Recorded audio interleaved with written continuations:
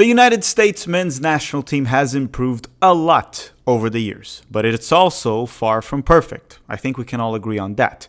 How can a dominant force in the region not find a way to win away from home? How can the most talented generation the United States has ever had still have zero signature wins under Gregg Berhalter, as recently stated by Jesse Marsch himself? Are the players the problem? Is it the coach? Is it the so-called toxic fans? Is it the tactical manager's fault? Is it a mentality issue, a tactical issue? Okay, so it's definitely not the fans' fault. I would also not blame an idiot on YouTube. So whose fault is it? In my opinion, it's on the coach and the players. But I believe the issues with the players come from the coach. Yes, I firmly believe that Gregg Berhalter leads to a lot of the issues that we will address in this video. That's what I think. But today, we will bring Gerson Perez, the former assistant coach of El Salvador's national team that has played the U.S. men's national team multiple times, and also son of the U.S. men's national team legend, Hugo Perez. As I said, he faced the United States men's national team many times in CONCACAF, so he knows them fairly well, and we're going to get a coach's perspective on our national team. So essentially, I'm going to be asking Gerson Perez, a coach that faced the U.S. men's national team, multiple questions about Gregg Berhalter, his tactics, the United States players, their mentality, why we can't win away in CONCACAF, what's going on. All right? Hi, I'm Filippo, and welcome to Tactical Manager TV, and welcome to a new channel mini-series with an actual coach, a professional coach. Today we have episode 1 of a 2-episode mini-series with Gerson Perez. For episode 1, we will dive into the U.S. men's national team with Gerson giving us lots of info on how El Salvador prepared to face the United States in World Cup qualifying, the U.S. men's national team's strengths, weaknesses, why they struggle to win away in CONCACAF, the mentality issue, and why can't this team pull an upset? Because, you know, beating Mexico these days no longer is an upset. It's not even a high accomplishment anymore. They're terrible. For episode 2, we will do a power ranking of the current CONCACAF nations, which are essentially the top 5, top 6 that we're going to go through. Then I will have him answer a tougher question. Can a CONCACAF nation win the 2024 Copa America? If you say yes, what's the probability? If you say no, you are probably right. Okay, so make sure to hit the like button for this video, or the next time you take a dump on your toilet, it will get clogged and you won't have a plunger nearby. So it's going to be terrible. So you most certainly want to hit the like button because it's true. I don't make the rules. Okay, sit back, relax, and let's bring in Gerson Perez.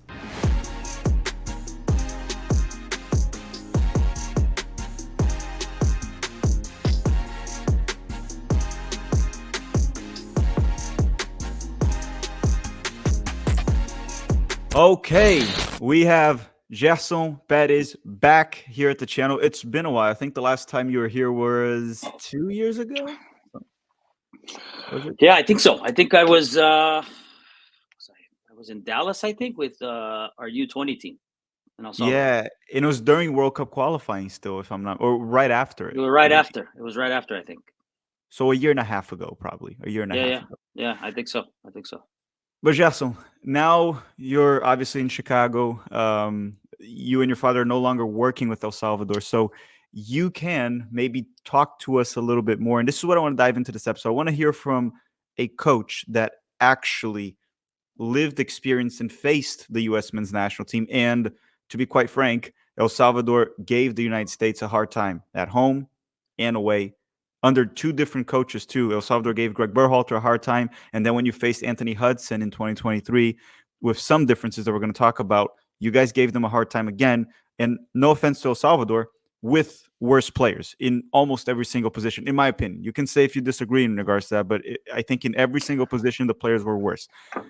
What did you guys do, man? Let's walk us through that. Let's go back to the Berhalter U.S. men's national team. What was the tactical approach? What was the idea you guys wanted to implement to just make it tough for the U.S. men's national team? And then we can dive into what you noticed that changed when Anthony Hudson was in charge in March. But let's start with Berhalter's 2022 cycle. Look, it's not. I think it's difficult to pinpoint one thing always, especially with the U.S. and the talent They have. I think, an advantage that we had was we were coming from the U.S. Even though we weren't in MLS, for one reason or another, but we at least knew the players, the player pool. It's a team you watch. You work with a lot of coaches that were under Berhalter, worked with Berhalter. I took my technical director license is a 1-year license with U.S. Soccer. I spent a lot of time with Lucci in that license. A lot of guys that are in MLS now. So, at least I had a good idea of what each one thinks, how they see the game, how they presented the game, their game models when you're there. So I think that gave us a unique advantage in terms of what we were going to see, right? So the first time we played them was coming off a good Gold Cup for us. We the biggest advantage we knew we'd have is that young core of the U.S. players not having really played in a away game the way World Cup qualifiers are, right? That level of intensity is times 1,000, right? Mm-hmm. And then leading up to it, and then the pressure of them having to win away.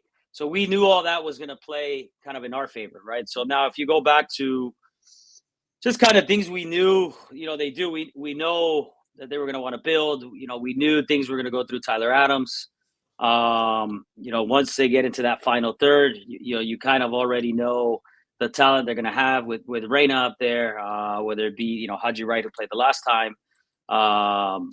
So, we already kind of knew, McKinney, what he's going to do in the midfield. Aronson. I think the first game that we played, it was Conrad de la Fuente on the wing. So, I knew of Conrad in with Barcelona. So we knew kind of what, he was going to be a 1v1 player. So look, all of that was factors that leading up to that game to September, all of August, what we're preparing was knowing, the intricacies or the details of that.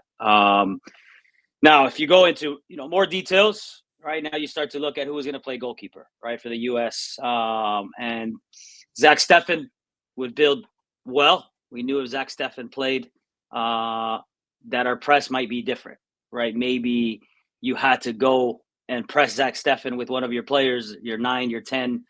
If it wasn't Zach Steffen, then maybe you can hold off on the press and let, whether it be Horvath or Turner, you can give them a little bit more time just so that we can stay balanced, so that we can match up, so we don't give up our plus, we're already -1 when we're pressing with the keeper, right? One player down.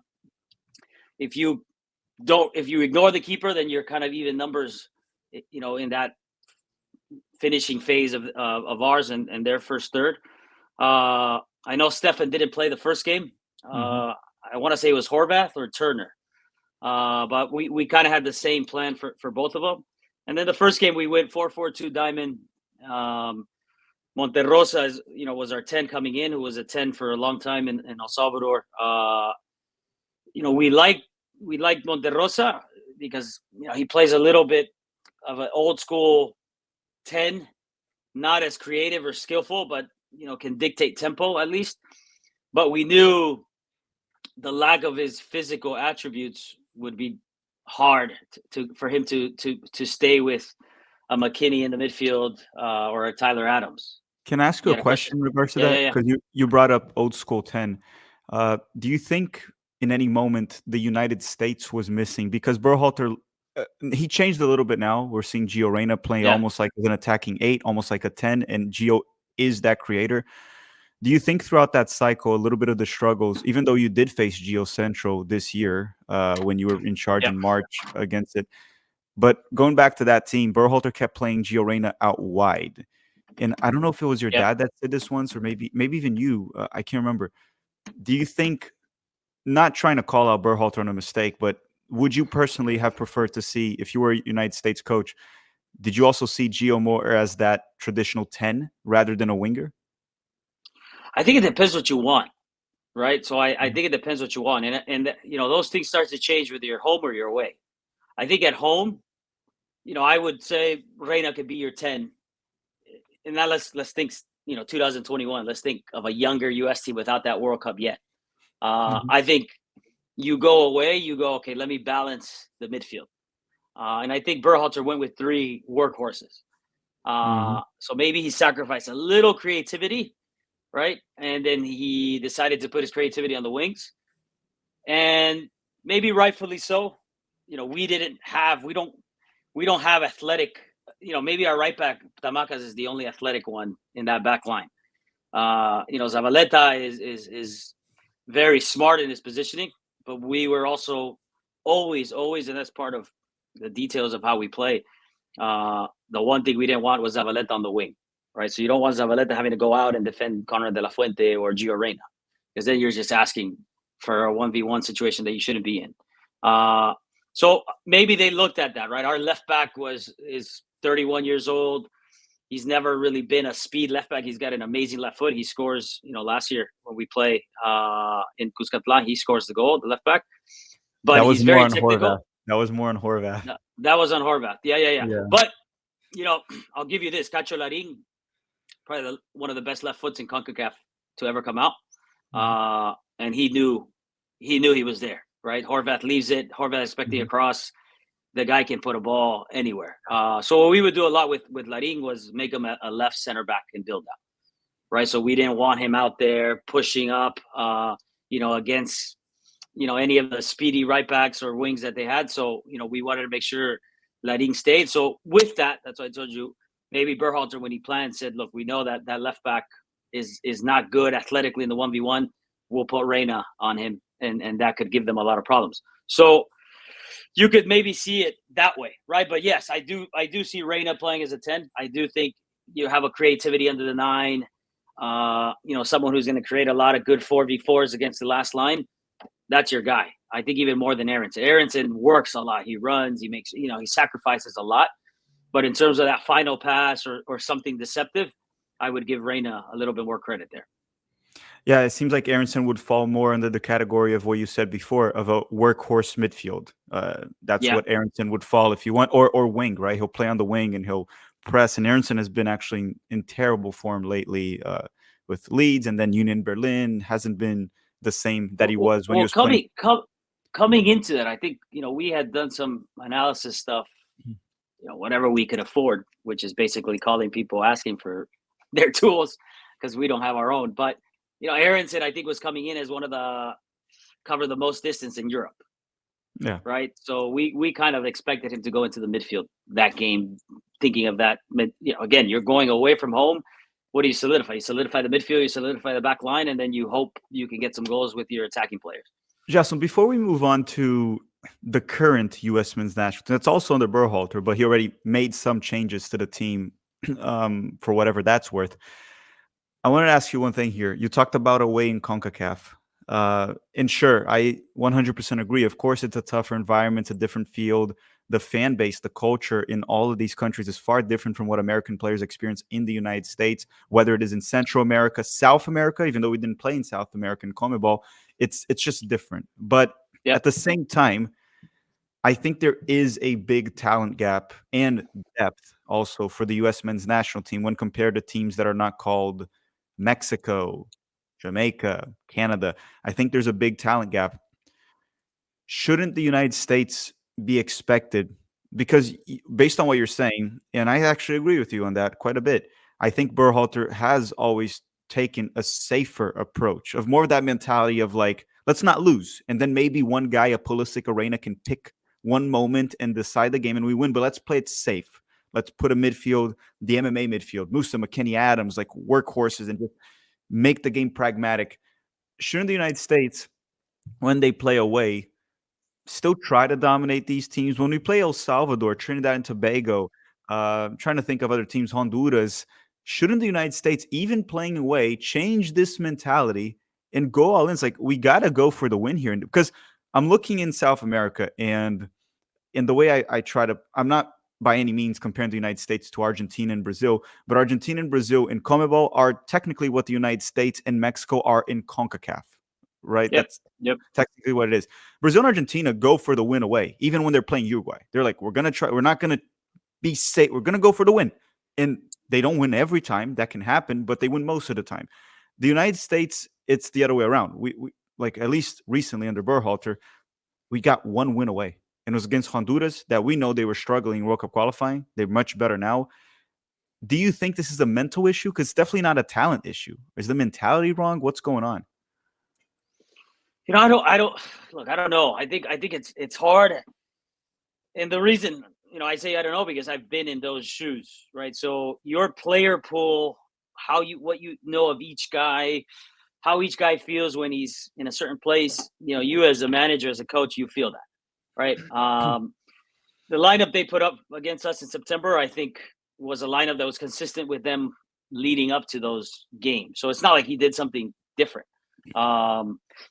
With the Berhalter team, very organized, always know what they're looking for when they're attacking. At the same time, you as a coach defending against it, you can kind of see what that tendency is and, what you can probably do to help. And, and I'll say this too, a lot of the times as a coach, you set up a plan. It could be a good plan, but the player still has to execute it. The player still has to come through, right? So, at least for us do we give our players, this is what the U.S. will do. This is what the U.S. will look for. This is how the U.S. wants to build out. This is how the U.S. wants to attack in the final third. And then the player still has to make the correct decision, defend the right way, right? So at the end of the day, the player has to execute too. I think as a culture in the U.S., maybe we're growing because maybe sometimes the blame wants to be on the coach. That's very similar to Central America, right? In Central America, if you win, or in South America, Latin America, you win, the coach is doing well, but the team did excellent. If you lose, it's because the coach doesn't know how to manage the game. He doesn't know how to manage substitutes. The coach picked out the wrong lineup. That's part of a football culture. So, look, this is the thing, and I think this is hard for anybody to measure. And I agree with you on the piece about trying to win away from home.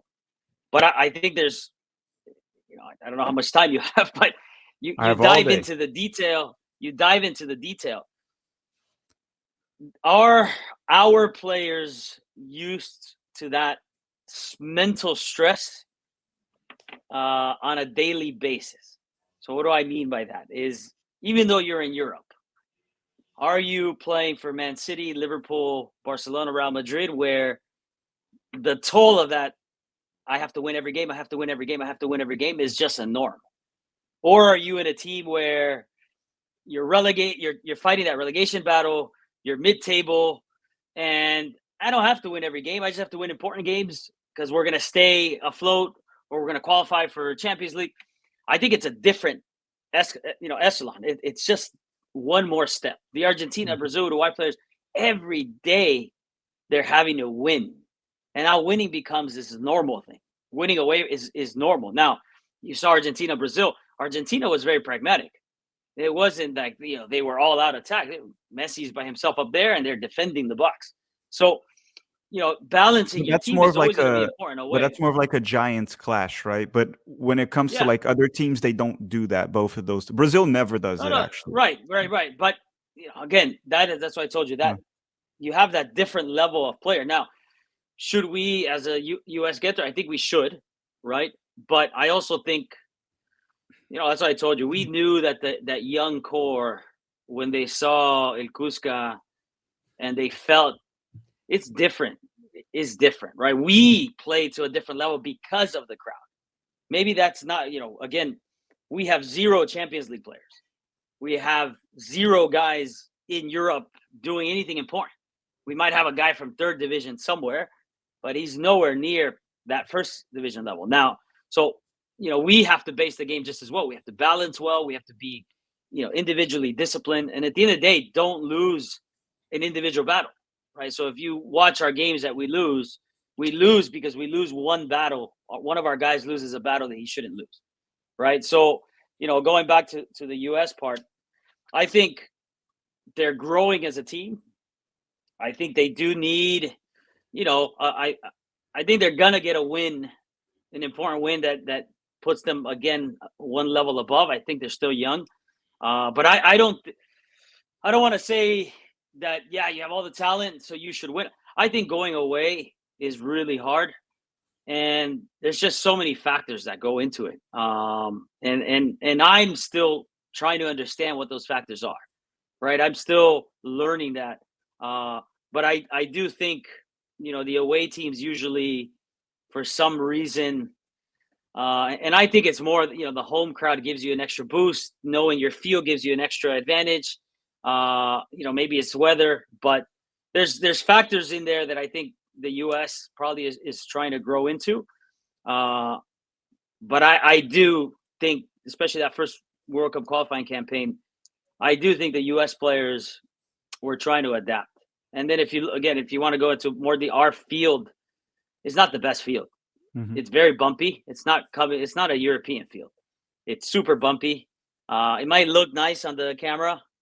We asked, please, please, please cut it as short as It didn't possible. look too nice. Didn't look too nice. Well, the last one, the draining Yeah. is terrible there, right? So the last one is gone. But when it isn't raining, when you're not playing there, typically in the winter months, it'll look flat. You'll cut it as short as possible. It's not good grass, not Bermuda grass, right? So even if they cut it, it's still like curly and it's long. So you can try and cut it as much as you want, but it's still really bumpy. So I think you see McKinney hit some balls that go to the 5th, 8th row. It's because that ball just will take a quick little bounce on you as you're hitting it, and it's out. And You our know, players know that better. what's interesting about what you said, and we talked about a little bit the South American example. I don't think players from Brazil, Argentina, or Uruguay, when they play away in CONMEBOL, they feel that way, even if they get a crap field. The main reason for that too is a lot of street play when they're kids and younger. So I feel like they're just adjusted to whatever environment you put me in. I kind of adapt to the field. While in the US, for the most part, players grow up playing fairly good fields, and then when they reach an academy or professional level, the fields are all wonderful. And then in Europe, for the most part too, at least in the top divisions of Europe. So I think they never get acclimated to playing, let's play in a very crappy environment, and you have to adapt your game to that. You are more technical, you are more talented, you're better than that player. But if you don't adapt, it'll just like even out. But And you bring up a good point though. I think culture is big. Mhm. I think what you live in El Salvador is nowhere near what you live here. It's It's nowhere true. near the amount of suffering our players just to be on the national. I mean, give you an example, right? Before that game, we didn't have hot water at the federation, right? So think about just that. Like you're used to suffering. So our guys are used to not showering with hot water.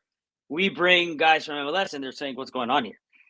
Right? So after that game, after that, good result, after that full stadium, we had money to put hot water for the players the following camp. Mhm. So think about, that's what I told you. It's so different, right? The U.S. was staying in the Intercontinental Hotel over there, one of the nicest hotels in El Salvador, nice and easy. I even heard that the chef from the Intercontinental Hotel, they liked them so much that he became the chef at the World Cup for the U.S. team. I So mean, Salvadoran food is pretty good, so I'll give them that. So no, but that's what we didn't even have a chef, right? So you took a chef from El Salvador, who if we would have known he was there, we would love to have a chef. We didn't have that. So I think those are factors you gotta weigh in, and that's why I told you when that stadium it, was rocking, and that you hear. I mean, remember the U.S. during that time, we were going through you kneel, the kneeling during the national anthem. If you remember that, so now you mm, go. You remember everybody was kind of kneeling, and you take a I don't knee during remember right national anthem now. for the protests, Oh yes, for the yes, U.S. yes, yes, Yeah, the yes. protests. So think of culturally as a young kid, you're seeing that on Instagram. These are young kids, right? You see it on Twitter. And then you go into El Salvador, and El Salvador is known for having the best national anthem because everybody doesn't just sing it, you yell it. If a camera caught me not singing the national anthem, I'd be on the news for 1 week straight of how unpatriotic I am, right? Our players had to sit, the guys coming from the US had to sit and learn the national anthem word by word because the camera could not catch you not singing it. So just the impact of that, salud, as soon as you hear it, you could see the US players like, what is this? So all of those are going to be mental factors. How prepared Berhalter had them at that point did not matter. At that point, we knew, I don't care what you worked on. I don't care what you won. I don't care if you just won Gold Cup and Nations League. It's not going to matter right now. These 90 minutes, you're going to suffer and you're going to feel it. And So I think that's how the game played out. So again, and I think it's a mix of everything because the players are inexperienced. Gregg Berhalter, no offense, he's also inexperienced as a coach at the highest level. It's just true. He is inexperienced. Obviously, now he has more years under his baggage in terms of like national team and everything, but he was also inexperienced. And it's very hard to prepare that core of players when you don't know how to prepare them for that specific scenario. And of course, there's limitations to what he can do because he can say all he wants to the players. It's going to be tough. It's going to be a different, and the players won't get it until they see it. But yeah, it's weird because when you mentioned the hotel thing and having a chef and having hot water, you would think all of that is an advantage. You have all these luxuries, everything, so you're going to be well rested, prepared. But it almost seems like it doesn't prepare you for reality. That's what you made it seem like. It's like, yeah, you got all that, so physically, mentally, you're ready. But when push comes to shove, and I'm gonna curse here real quick, when shit hits the fan, you're not ready for it. Hmm. You're not ready for it, and that can be a little bit cultural. It is definitely cultural, mental, lack of preparation, not understanding what they're gonna face. Because we all agree there's a big talent gap. And you talked about the level that these players are playing compared to El Salvador and Trinidad. We just lost to Trinidad away. Sure, a lot of it was on Dest behaving like a child for like a minute and then getting a red Yeah, card. But we lost yeah. away. We collapsed after. We had the lead when that happened. We probably could have maybe had the mentality to grind out and hold a 1-0 win. We didn't. And that also goes down a little bit to Berhalter's in-game management. But in this episode, I want to go through one thing real quick before we just talk about the shift of Gio playing central, which you kind of touched upon already. Uh, we talked about how this U.S. men's national team, and I think you said that they're growing. And we heard Jesse Marsch say this week, actually, when we're recording, that this Mm. team is the golden generation. Berhalter's been for the second cycle, and we've yet to see a signature win. Like, take down England once, or take down the Netherlands, or beat Germany. Like, a win that you're just like, holy crap, they have arrived. We haven't seen that. But I'll go even further than that. We haven't seen this team be convincing against weaker nations in, like, for example, in tough environments, like away in CONCACAF. Get it like a win away in CONCACAF. They're like, wow, tough environment, low block, still found a way to get a 2-3-0 win, dominate. We haven't even gotten that, if we're being completely honest. Do you agree with that statement? That's the first one of what Jesse Marsch said. There's no signature win yet. There's some good results against Mexico, trophies, but no signature win where you pull a win that you're not expecting. And two, what is missing? Is it really just a mental thing? Look, the mental part is big. That's what I told you. I think that piece of being in an environment where you have to win every day. And now I'm even going into the guys in Europe where I told you, right? Are you in a club that has to win every game? Or if you play Chelsea, if you play Man U, it's okay if you lose today because we know you're going to lose. That weighs in to players. Like I've noticed it, right? It's like when we play the US, guys are we play Guatemala on a friendly, this just doesn't compare anymore. And now you got this low intensity that they come out flat and what's going on. So I think players have to grow into that. Now, if you compare all the, I've obviously been around the U.S. national team my whole life, right? I would consider myself a son of the U.S. national team. Because you are. I am, right? I grew up with the team. I grew up with the team in the 90s. I was there every day in Mission Viejo and they trained. I was, the first guy at the games. I was in the locker, everything. I grew up with the team. I grew up with the country. It's got to come at some point, right? If you go back to the team that made the 94 World Cup, the 94 team finally wins against Colombia. That's the signature win. That's the one that they knew they could compete with Brazil, right? So if you go out through history, you start by beating Trinidad, you start by beating Mexico, you start by beating Honduras. And that's how the U.S. grew into what that 94 team was. Now, how did they get there? They played a lot of games, Germany, Brazil, Uruguay, Argentina, England leading up to that. So they grew into it. I think our guys have a different advantage now. The U.S. guys is that they're in Europe playing against that competition every day. So it's got to come at some point. I'm a big believer it's going to come at some point. I think the England draw, I would say I'm not as happy. I wouldn't say as happy about it because you want, especially England, right? I always grew up with this thing against England. We have that in common. Yeah.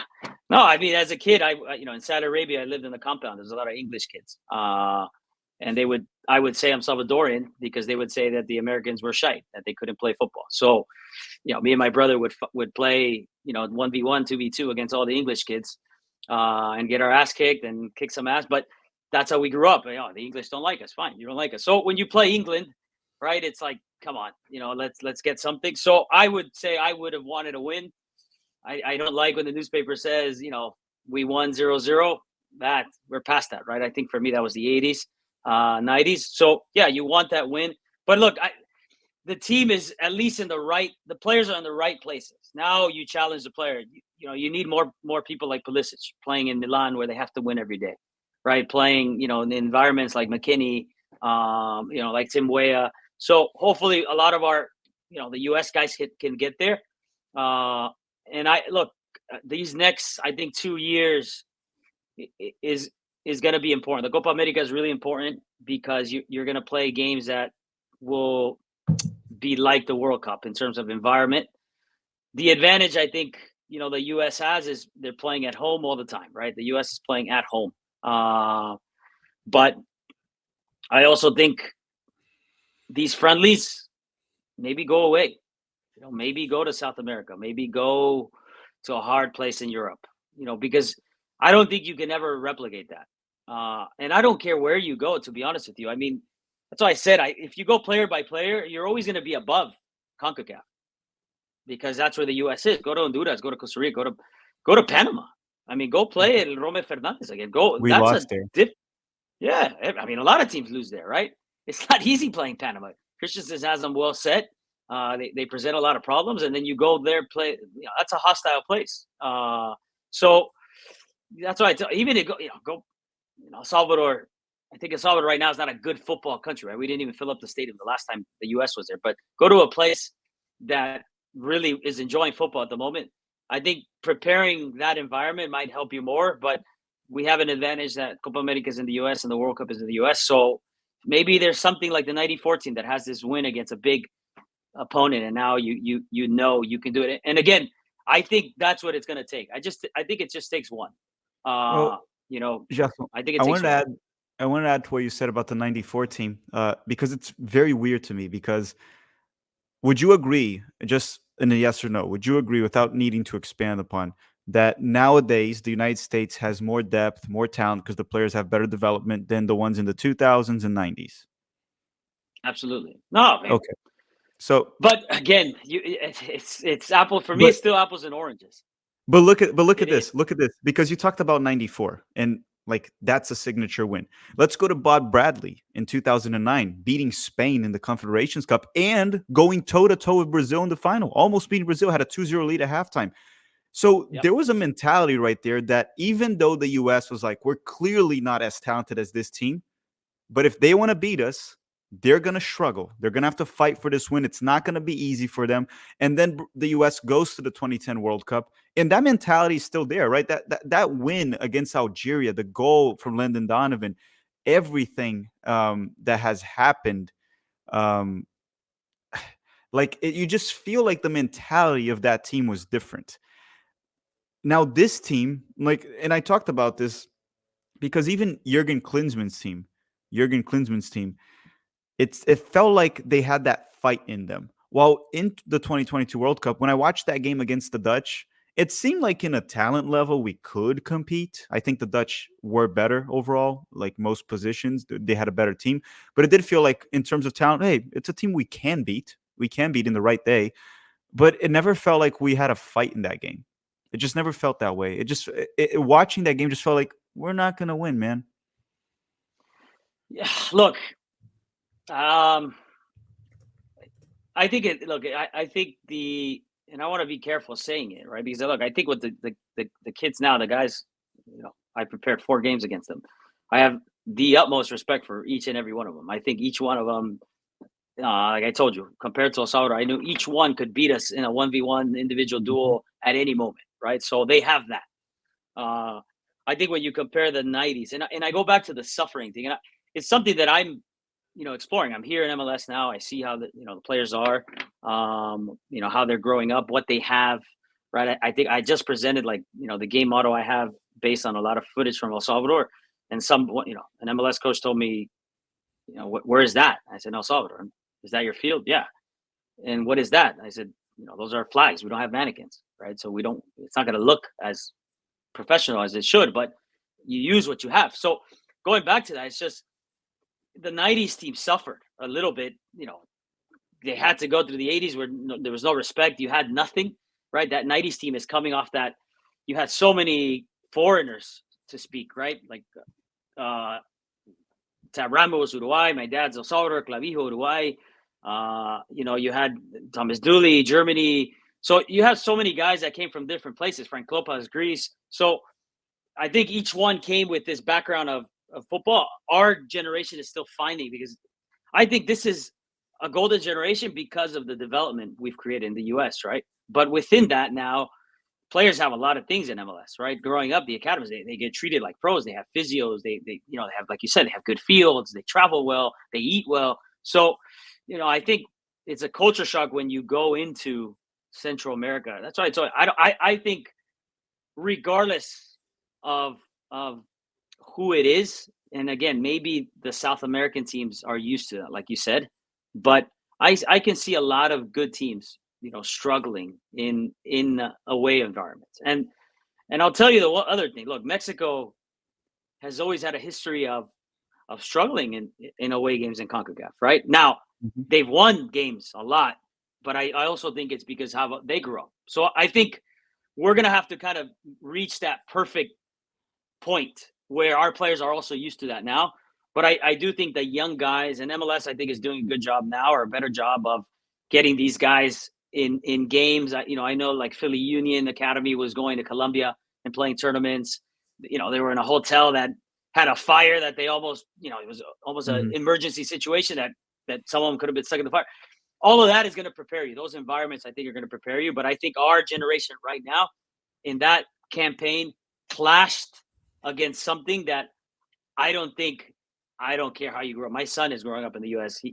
You're not going to get used to that. And it takes going there to I lived 12 or 13 years in Brazil, in Rio, so got a feeling of overall. You'll get the feeling, right? I grew up in Europe, in Middle East, in El Salvador, so I'm kind of used to seeing I know what a football country is. I lived football differently than here, right? So I know what expectations are. I know why you have to perform every day.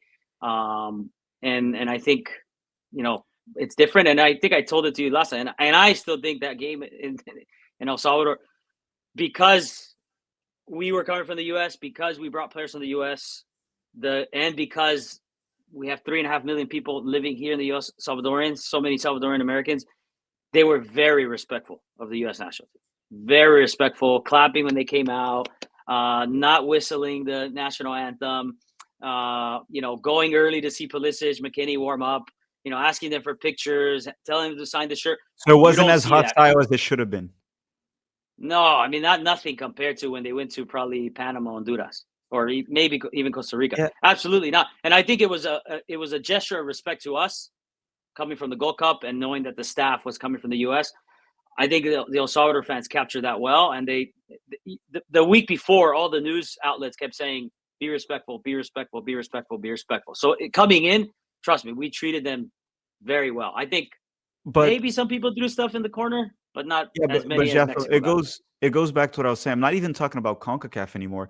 I was talking, for example, about the Dutch game in the World Cup. It felt like the United States in the past. Sure, we would lose badly to certain teams, but it just felt like the grind wasn't there. Make it tough. And when we played Germany right now too, I know it was a friendly, so it's less relevant, because if you're losing a friendly, you're also not going to sacrifice your body and try to get injured in a friendly. While in the World Cup, you'd probably put your body on the line to get that win. But it just feels like the mentality to grind out a result. I haven't seen that from the team yet. And I keep preaching and talking about this because we have a World Cup at home in 2026.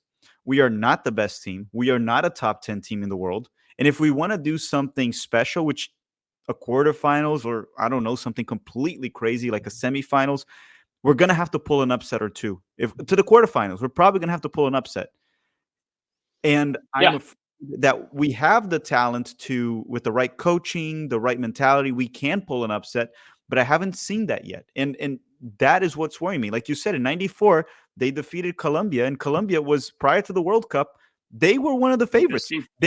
Pele was saying they were better than Brazil and Argentina at the time because they Well, did they were the best team in CONMEBOL coming in, right? They win exactly. almost undefeated in qualifiers. Exactly. And that's a win that's like, you're not as talented as that team. So up here, you have to be tough and you have to make it tough for them. And the United States found a way to do it. Beating Spain in 2009, we were not better than Spain. We are not better than Spain ever, pretty much. But the United States beat Spain. And I think if you go into now details, the Spain team, right? Tiki-taka. Possession, kill you with the ball. The U.S. with Arena, with Bradley, very good in that mid-low block counter. Donovan's good in that. Transition. They had a lot of players in that transition. I still think the strongest suit we have in the U.S. is still transition. It is. And I think we're a nation that's trying to grow into this idea that we're good with the ball, we'll dominate you, but I still think we're lacking certain aspects, right? So now I'll go into tactical details. We knew going into the games that if Yedlin or Anthony Robinson have the ball in a tight space situation, we'll take that percentage all day. Now, if Pulisic has it in a tight space situation, we don't want that, right? So what does the U.S. like to do? How do they like to play? They create their width. At that time, they were creating their width with high outside backs. Okay, very high. And then Tyler Adams will build with the two center backs. So that means Yedlin, at some point, when the ball rotates over, Yedlin will make a pass that has to get the team into the final third, or a good pass into the midfield. We played in a 4-4-2 diamond, meaning that our left center mid would take him an extra second, probably because he's tucked into the midfield, to get to Yedlin. We were okay with that. If Yedlin has an extra second to look, no problem. You can look. No disrespect to Yedlin. Yedlin is a very good. If we let Yedlin do this, we were going to get killed. If we took everything in front of Yedlin away and we didn't let him pick up speed, then he turns into a playmaker. So the way the U.S. plays now is we had 4 in the middle and the diamond versus their 3. They have 3 workhorses, right? So they didn't have 1v1 players technically in the middle. So we weren't going to lose so many battles there.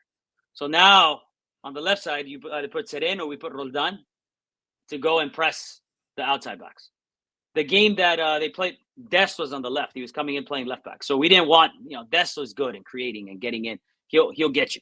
But Yedlin, we said, that's the guy that needs to create for the team. We need to make Yedlin their 10. So our whole game plan was always that, make Yedlin the 10. So now that's why I said, you go into this idea of, can we possess against a good team? We're going to have to get better in the outside back positions, I think, in terms of creativity. And then, like you said, midfielders that can beat you 1v1, like Reina, which I think they're doing now. But I think if you're going to be a nation that is going to kill you with the ball, every position, you have to be pretty good. And it's going to start with your center backs and your outside backs, because they're the ones that, when they get pressed, have to break pressure. They have to find the right pass inside. They have to know how to create numbers up situations in the midfield. So if the U.S. has that, I think you can. I still think we're lacking a little bit of that skill, and that's what made the way we wanted to press either high or mid block. We would take our chances with Robinson. And you see Robinson in the Premier League. You let him do this, he kills you. As soon as they contain him a little bit in the Premier League, now he's got to make a 3v3 decision in a tight space. Percentages, he'll give you the ball a lot of the times, right? So those are our game plans. Pretty simple. Yedlin has it. What is the U.S. going to look to? The winger's going to tuck in.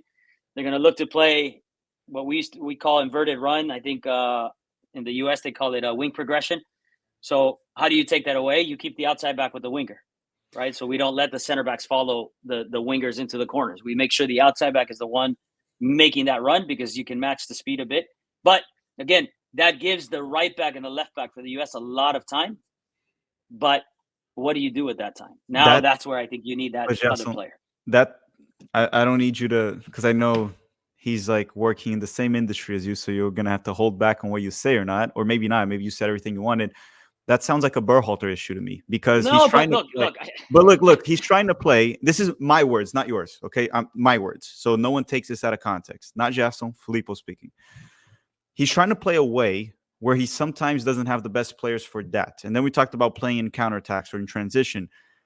You can't be a possession based team in modern soccer if your goalkeeper can't play with his feet, your center backs are not ball playing defenders, and one or two of your fullbacks are not good in tight spaces or on the build out. Matt Turner, which is our number one choice right now, not great with his feet. Great shot stopper, not brilliant in distribution. Center backs. For a long time, Gregg Berhalter loved a center back named Walker Zimmerman. Good in the air, good in 50-50 duels, but Walker Zimmerman is not the ball playing type of defender. Not going to Yeah, distribute well. he Yeah, played in Columbus yeah. So then against you us. you have Tim Ream. He can distribute well, and then you have other guys, Yeah. but you don't have the players for that. So why are we persisting on playing a way where it's like, sure, we want to change the way U.S. soccer plays, like, but we don't have those players yet. We're better than in the past from a technical standpoint, but we're not ready for that. Maybe this team would do better if they understood their strengths and weaknesses and played to it. The mentality would change. Sometimes you're also putting a player in a situation where it's not the best for him, and then he's going to underperform. And that's what I'm getting with this team. You look at this team, Pulisic is very dangerous in transition. Balogun is very dangerous in transition. Weah is very dangerous in transition. Gio Reyna can connect and pick a pass in transition. McKennie's dangerous in transition. A-Rob is dangerous in transition. And then you have all these players that can't play out of the back. So why is he not just changing this style of plays? Like, guys, listen, of course, when we play El Salvador, Trinidad, we're going to have to take the initiative and attack them. But when we're playing Germany, let's play a mid to low block and try to hit them in transition for it. Let's be a bit more, let's soak up pressure and then strike, which was what the United Oh, States but was look, used to. I think in the World Cup you saw a change. A little Uh, bit.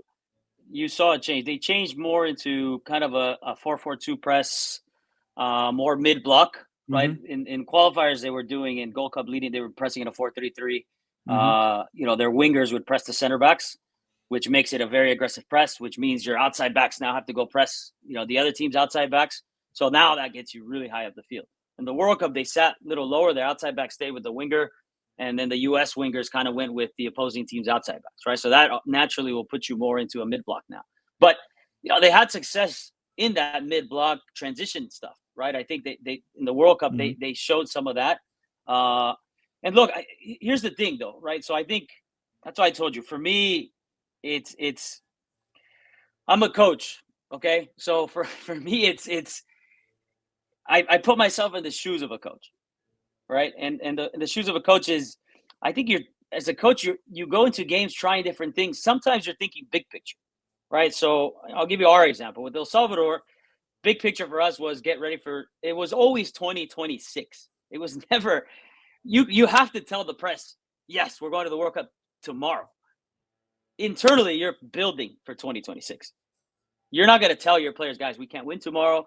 We're building for 2026. Everybody, sing kumbaya after, and we'll eat a nice dinner. Absolutely not. You're going after. Don't But forget to hold hands when you sing Kumbaya, though. yeah, Hold hands that's and what I'm sing saying, Kumbaya. right? So maybe for me, they have to prepare. So I think you do have to play games maybe in that transition mode, but then you're also going to have to play games where you're the protagonist, when you're attacking, when you're going, because you have to prepare the team for that as well, right? So that's why I said I think a lot of it, I still think our players can be better, right? I think you can have a good game plan, but it's got to get executed. It's got to get executed, and the U.S. won Nations League doing that. They won Gold Cup doing that. So I'm not going to blame them for not doing it. I think you go with what's working, right? I know, again, in the World Cup after the Japan game, right, that was different. They changed some things, which I thought gave them the success that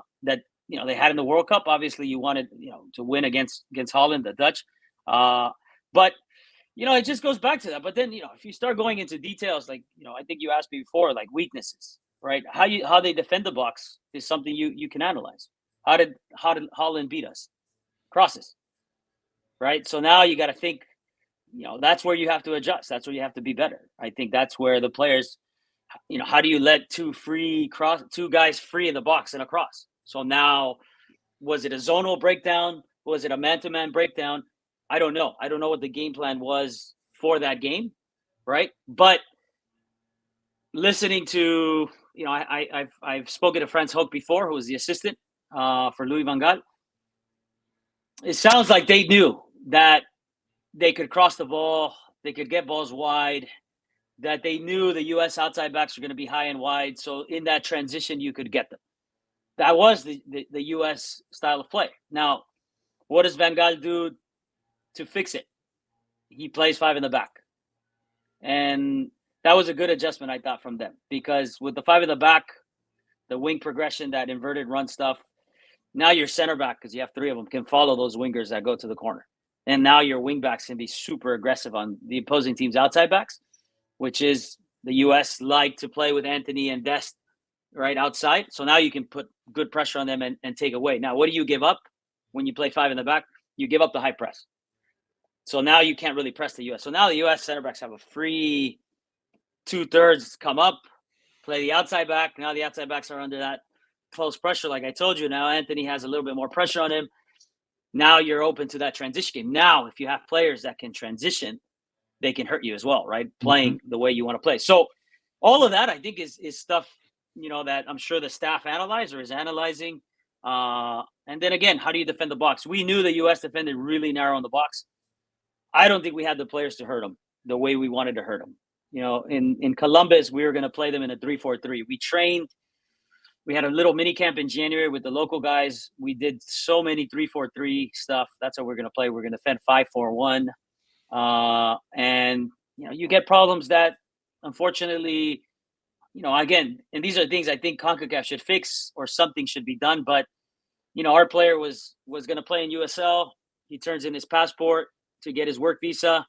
The passport isn't turned in time by the American embassy. So now he can't travel to the U.S. So our starting center back that was going to go in our 3-4-3 that we worked 3 days before, we find out he can't get into the country. So in Columbus, we have to go back to a 4-4-2. We didn't play a diamond. We played still 4-3-3 and attack 4-4-2 defending. But we lost that piece, right? But again, it goes back to, we always said, if you're going to defend that wing progression, you're going to have to use 3 center backs. And Holland did it. And that's kind of what we wanted to do. We did it the next game in Honduras. We won 2-0 in Honduras, playing a 3-4-3 because we had prepared it so long. We figured we should use it. But, again, I think those are things that the players, the coaches, everybody's going to adjust to, right? So I think now they've seen it. But like I told you, I think, we knew that if we could get the ball wide, if we could get across from wing back to wing back, the U.S. had a hard time tracking it, right? The midfielders tracking the runs from the midfield, they sometimes didn't do it, right? Even though they're athletic, sometimes they didn't get back to the spots that they should get to. And we saw it, right? So if you negative crosses, top of the box, those are usually open. Wing back to wing back cross, because they defended very narrow. Usually you saw Yedlin almost inside of the post defending.